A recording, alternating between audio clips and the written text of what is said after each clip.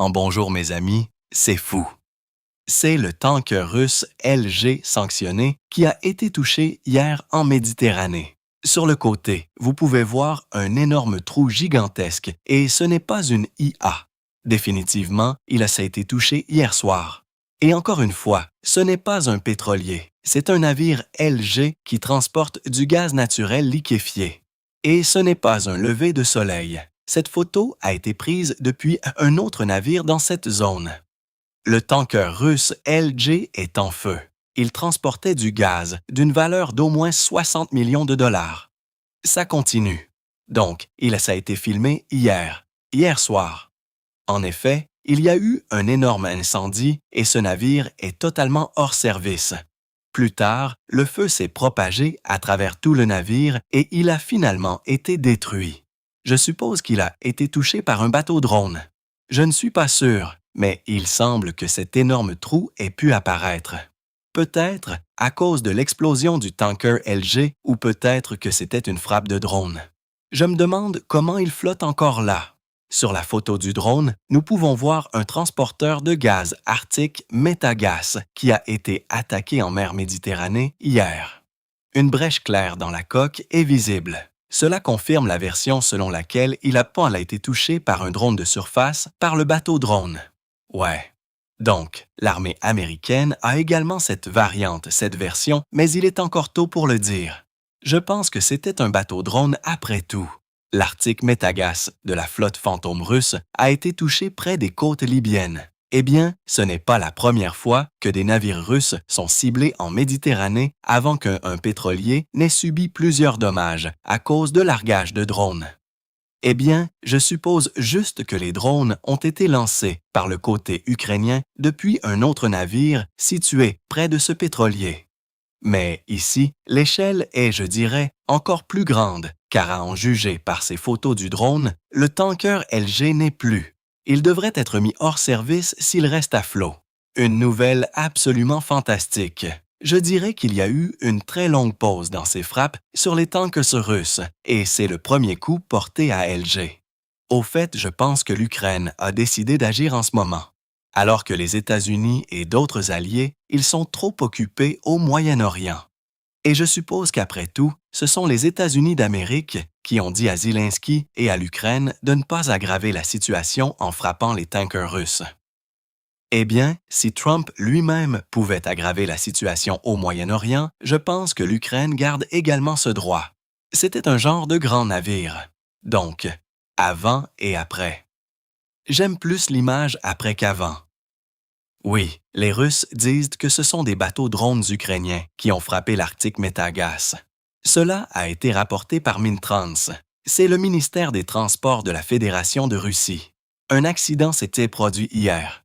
Le navire avait tous les documents. Ouais, c'est ce qu'ils disent habituellement. Et il venait de Murman. Il venait d'un endroit non loin de la Libye, près de Malte. Les 30 membres d'équipage, des citoyens russes, sont sauvés. Et, eh bien, je suppose peut-être, mais ils disent aussi que les membres d'équipage sont sauvés pour Moskwa Ship. Et je vois pourquoi ce navire flotte toujours et ne coule pas, parce qu'ici et ici, les cloisons n'autorisent pas l'eau à aller dans les autres zones et à inonder complètement ce tanker LG. Mais je pense que la réparation du navire n'en vaut pas la peine. Absolument. Il a totalement brûlé et fondamentalement, il est inutile. Juste de la ferraille. Et les blogueurs militaires russes sont sous le choc d'avoir perdu leur tanker GNL. Eh bien, il semble que ce ne soit pas seulement une perte de navire, mais aussi un préjudice de réputation pour la Russie et les chaînes Z. Ils appellent Poutine à agir. Mais comment Poutine agirait-il? Que peut-il utiliser contre l'Ukraine qu'il n'a pas utilisé auparavant? Les armes nucléaires. Mais allons, la Chine est contre et la Russie est très dépendante de la Chine. Au moins, à cause de cela, je suis assez sceptique quant à la possibilité que la Russie utilise des armes nucléaires. Je ne pense pas. De plus, à en juger par ce que nous savons de Poutine, oui, bien sûr, nous ne pouvons pas forer dans sa boîte et comprendre comment il pense, mais sa stratégie était juste du bluff. Et l'Ukraine a franchi les lignes rouges de nombreuses fois. Et les blogueurs militaires russes Ils sont choqués à ce sujet. Vous tracez ces lignes rouges, mais plus tard, elles disparaissent et rien ne se passe, et aucune réaction ne se produit absolument du côté russe. Rien. Et vous vous souvenez peut-être de la récente frappe ukrainienne sur le port russe de Novarisk.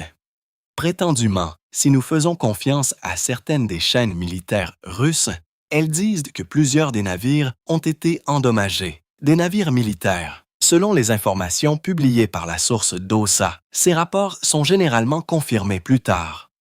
Une frappe massive qui a ciblé l'infrastructure portuaire de Naris la nuit du 1er et 2 mars 2026. 5 navires militaires dans le port auraient subi des dommages. Un navire aurait été gravement endommagé, probablement le dragueur de Minsk Valentine Pikul. Des dommages ont également été signalés au navire et des rapports préliminaires ont mentionné 3 militaires décédés et 16 blessés. Les unités de défense aérienne russes estiment qu'au moins 200 UAV de frappe ont été utilisés dans l'attaque, ce qui en fait probablement la plus massive sur un point particulier, un seul, le port de Novarisk. Donc, non seulement une infrastructure pétrolière a été endommagée, mais aussi certains des navires de la marine qui sont situés à Novarisk et beaucoup d'entre eux ont été pris par la Russie en Crimée.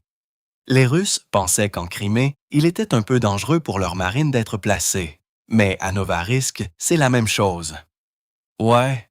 Nous avons également ce rapport de Blogueur Z selon lequel une frappe massive sur les infrastructures à Novarisk le 2 mars. Un blogueur rapporte environ 3 morts et 16 blessés, du personnel militaire. Donc, l'Ukraine, c'est quoi frapper? Une flotte pétrolière fantôme russe, une infrastructure portuaire russe, des navires russes et l'armée russe.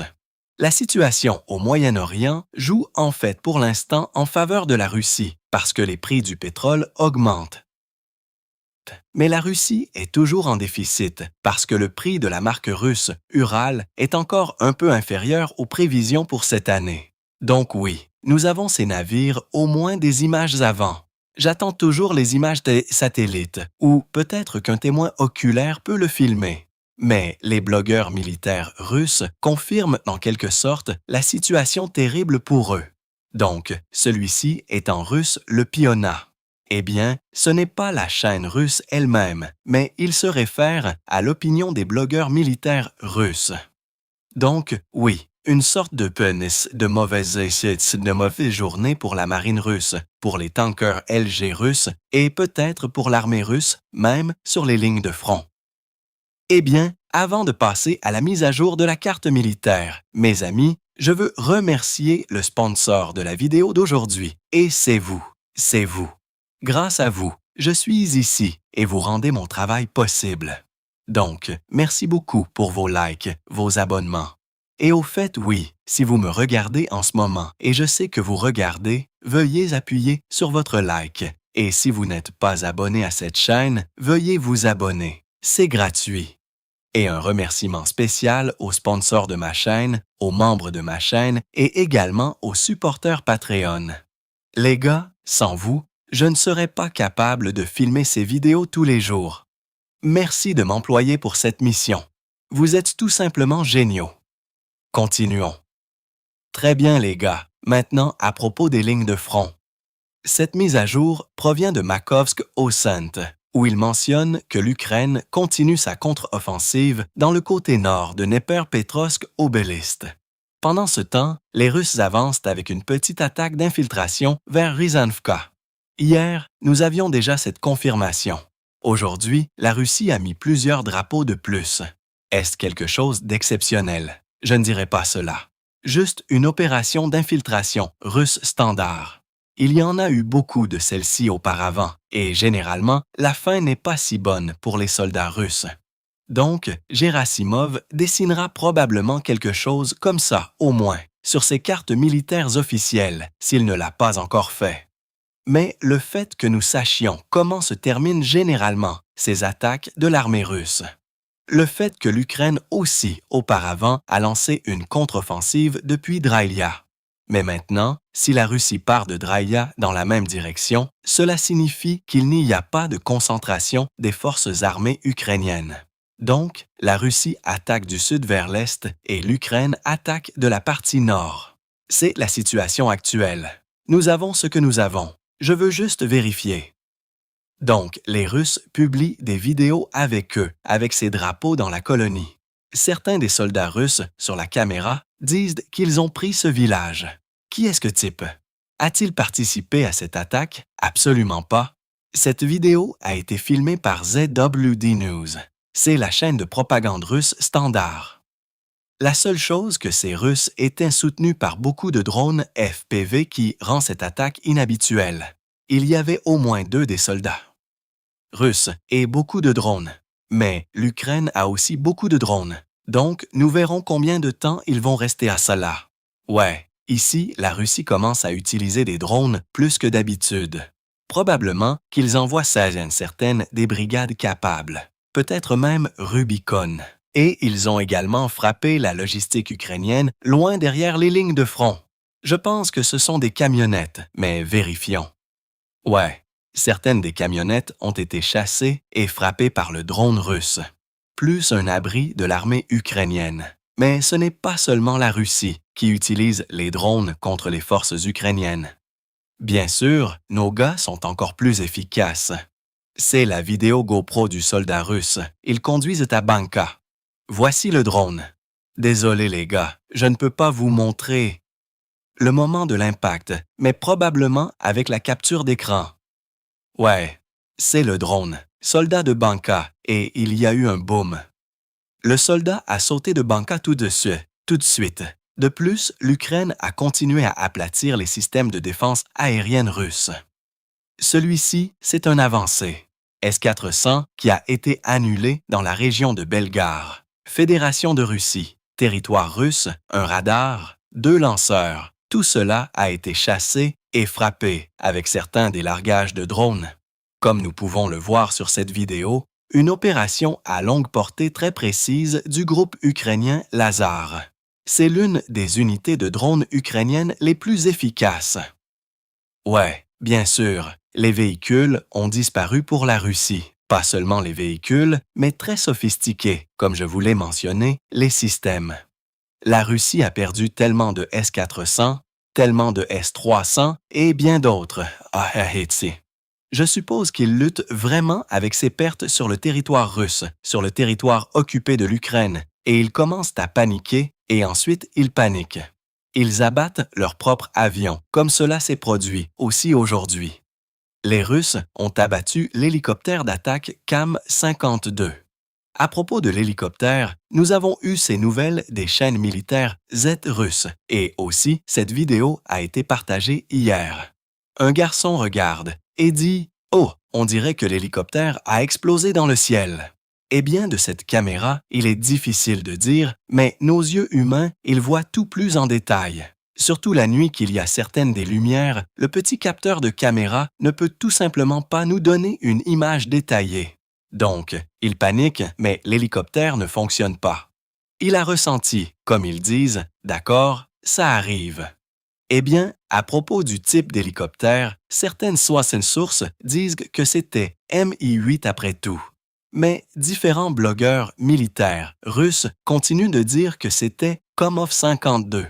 Et au fait, à propos des tirs amis, vous savez qu'au Koweït, il y a 2 jours, les États-Unis ont perdu 3 des avions de chasse F-15 et ils ont été abattus par FA-18 de l'armée de l'air koweïtienne.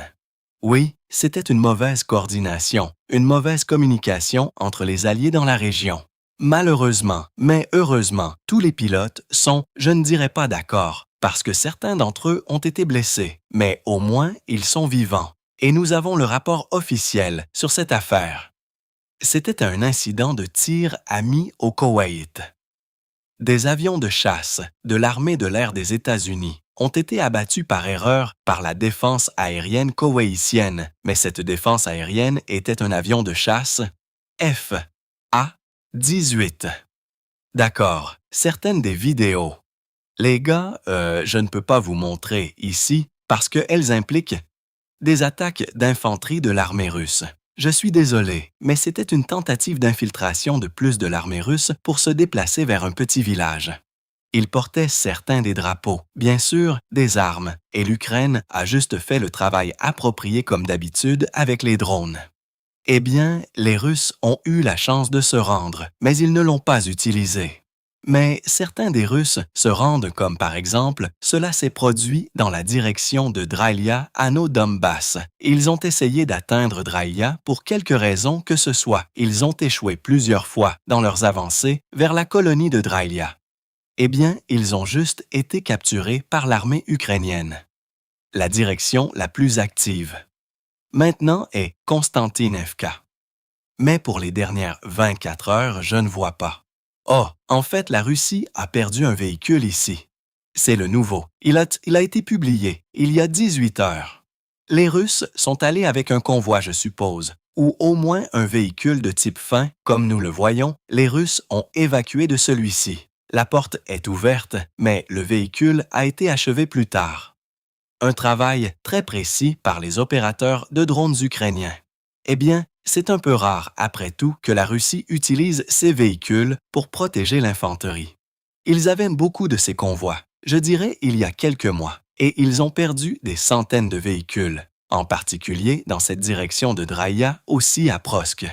Mais plus tard, Gerasimov a décidé de licencier ce commandant russe très efficace, qui a péri beaucoup d'infanterie russe plus de véhicules. Peut-être après tout les Russes étaient insatisfaits de son commandement. Mais il n'y a pas, je dirais, de chance de percer pour l'armée russe. Ils essaient de comprendre comment ils pourraient offenser comme ils l'ont fait l'année dernière. Mais rien ne se passe fondamentalement parce que l'Ukraine a créé la zone de mort. 7 millions de drones sont prévus pour être produits en Ukraine juste cette année. Ce nombre est fou. En 2022, ou désolé 2023, le nombre de 1 million de drones sonnait comme irréel. Mais cette année, 7 millions et personne n'est surpris à ce sujet plus longtemps. Et c'est génial. L'Ukraine évolue. L'Ukraine arrête les assauts. Russes. Et les Russes ne peuvent tout simplement pas atteindre leurs objectifs de l'opération militaire spéciale. Et ici, nous voyons comment ce véhicule particulier que je vous ai montré auparavant a été arrêté initialement. Donc, c'était une exploitation minière à distance. L'Ukraine a largué 0 des mines et voilà.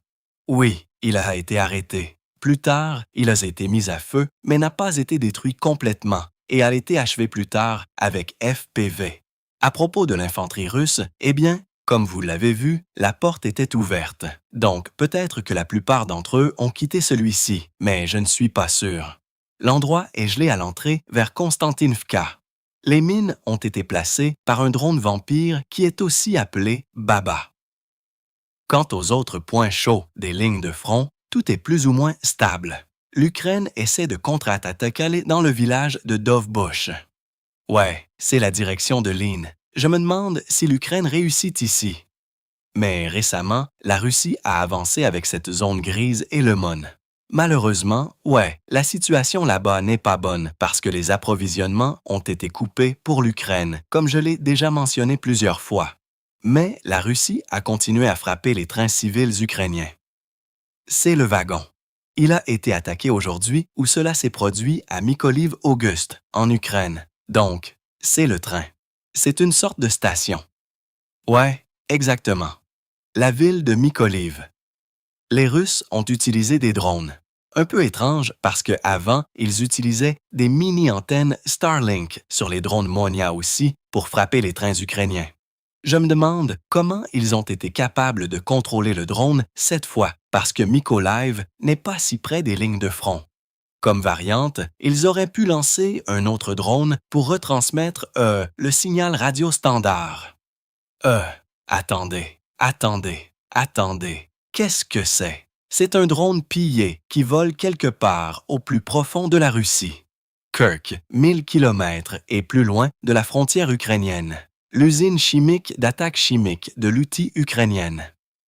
Eh bien, il y a eu 2 des frappes. Nous verrons. Ouais, ils le disent, donc un de plus vole, et nous voyons que la fumée sort de cette installation. Je vais couper le volume parce qu'ils utilisent le langage des insultes. Je ne veux pas que cette vidéo soit vraiment restreinte. quelque chose a définitivement été frappé là-bas. Et ils ont confirmé que ce drone a également frappé l'installation et la fumée noire arrive. Eh bien, les Russes, même à 1000 km de l'Ukraine, vous expérimentez une partie de ce qu'on appelle une opération militaire spéciale. Bien. Au fait, Donnie a appelé sa guerre opération de combat spécial, quelque chose comme ça. Oh, jeez. Il a également mentionné que les objectifs de cette opération de combat spécial seront atteints. D'accord, j'ai des vibrations à ce sujet. Mais, ouais, vous savez. Ouais, juste quelques mots à propos de Don, et c'est seulement parce qu'il touche à nouveau un sujet ukrainien. Tout mettre en mélangeant quoi que ce soit, en accusant Sleepy Joe Biden, qui a passé tout son temps et l'argent de notre pays à tout donner. Non, à tout donner à P.T. Barnum Zelensky d'Ukraine. Des centaines de milliards de dollars valent. Une fois de plus, l'Ukraine est coupable de quoi? Pour la guerre en Iran. Qu'est-ce qui se passe? Donnie et sa Maison-Blanche. Ah, eh bien, après tout, je pense qu'ils n'ont pas comme la stratégie générale de comment agir en Iran. C'était une grande intimidation rapide et une tentative d'évincer le régime au cours des premiers jours et initialement, cela a réussi. Et j'ai aussi dit que comme combien de commandements militaires est répartis, mais quelle est la prochaine étape? Personne ne le sait, les gars. Personne ne le sait. Absolument. Oui, nous pourrions spéculer sur cette guerre, comment elle pourrait se terminer, quel est l'avenir de l'Iran, quoi que ce soit, mais personne ne peut vous le dire avec certitude. C'est le chaos total. Pour l'instant, juste des vaches partiellement contrôlées, mais je pense que ça devient hors de contrôle. Nous verrons. J'espère que je me trompe, mais ouais, je pense que je vais enregistrer une vidéo de plus séparément dédiée au sujet iranien une fois de plus parce que cette chose est importante. Ouais, cette vidéo, je veux la dédier principalement aux événements qui sont liés à l'Ukraine et comme nous le voyons, c'est interconnecté. Donc, les déclarations de Donald Trump, la guerre iranienne, l'Ukraine, tout est là. C'est pourquoi je cite encore Donnie. Et ouais, désolé à ce sujet parce que je ne veux pas vraiment parler de ce type sur cette chaîne au moins, mais j'ai une autre chaîne là-dedans. Peut-être que je vais en dire plus sur sa personnalité dans la politique générale de la Maison-Blanche. Et une preuve de plus pourquoi ces événements sont interconnectés. Ce sont les restes du drone russe Giran, l'analogue de Shahid 136, alléguant que cette vidéo a été filmée à Dubaï aujourd'hui. Ouais, définitivement, j'ai entendu certaines des voix non ukrainiennes et non russes en arrière-plan. Mais toujours avec cette vidéo, je ne peux pas confirmer à 100% qu'elle a été filmée à Dubaï. Guantanamo, comme vous pouvez le voir. Donc, la Russie fournit des drones Shahi à l'Iran de nos jours parce qu'ils ont une plus grande production que l'Iran lui-même. Eh bien, une chose de plus. Le Yakov 130 fourni par la Russie a été abattu par l'Israélien F-35I. L'idée F déclare que l'armée de l'air israélienne F-35I a abattu un Yakal F-130 d'entraînement au combat iranien dans le ciel de Téhéran. Si cela est confirmé, ce serait le premier cas au monde d'un avion volant habité abattu par F-35. Eh bien, ouais. Après tout, ce Yakov ne peut pas rivaliser. Ouais, malgré ses films hollywoodiens comme Maverick, Top Gun, quoi que ce soit. Non, c'est la proie facile pour F-35. Absolument. Ce n'est rien. Burger F-35 est sans doute le meilleur avion de chasse au monde. Bien sûr, contre l'avion d'entraînement, il gagne. Je dirais qu'il n'avait aucune chance de perdre. Et aussi, Israël a détruit certains des hélicoptères fournis par la Russie, comme Mi-7 ici, dans l'un des aérodromes. Donc, la Russie et l'Iran ont coopéré dans la technologie des drones et l'aviation. Mais l'Iran n'a toujours pas pu atteindre le niveau de l'armée israélienne au moins, parce que ce système est sacrément corrompu de l'autocratie iranienne. Wow, c'est intéressant. Pour la première fois, l'Ukraine a utilisé ses véhicules sans pilote de combat pour abattre les drones russes dans le ciel. Vous voyez, il a un dispositif de visée spéciale. Je veux dire, ce robot et il tire précisément juste plusieurs des coups. Ouais, cette vidéo a été filmée juste comme une référence pour montrer quel genre de drone l'a fait. Et cette vidéo de visée a été filmée à une occasion différente, non liée à ce cas spécifique. L'Ukraine a également développé un nouveau type de robot minier. Celui-ci peut transporter jusqu'à 20 mines antichars, TM-62, et celles-ci ici sont vraiment puissantes. L'Ukraine améliore constamment ses capacités de combat. Aussi les UGV et les véhicules terrestres habités. Il y en a beaucoup dans l'armée ukrainienne. Eh bien les gars, j'espère que j'aurai une partie de l'endurance pour enregistrer une vidéo de plus aujourd'hui parce que je n'ai pas dormi la nuit dernière. J'ai juste une partie de l'insomnie. Ouais, c'est terrible. Mais de toute façon, je vais vous tenir au courant et merci beaucoup pour votre aimable soutien sur Patreon et aussi l'adhésion de la chaîne. Vous rendez juste ce contenu possible. Merci beaucoup les gars. Vous êtes les meilleurs. Et si vous n'avez pas cette possibilité de me soutenir sur Patreon ou l'adhésion, vous pouvez appuyer sur votre like à cette vidéo et vous abonner à la chaîne. N'oubliez pas, parce que c'est ainsi que vous propulsez la chaîne dans les algorithmes. Nous avons tellement de likes, des centaines de milliers, désolé, des dizaines de milliers de likes et beaucoup plus d'abonnés qu'avant. Ouais, pour les derniers mois, c'était quelque chose d'exceptionnel. Définitivement. C'est cool, c'est génial les gars. Vous êtes géniaux. Et je vous souhaite à tous un ciel paisible où que vous soyez et passez un bon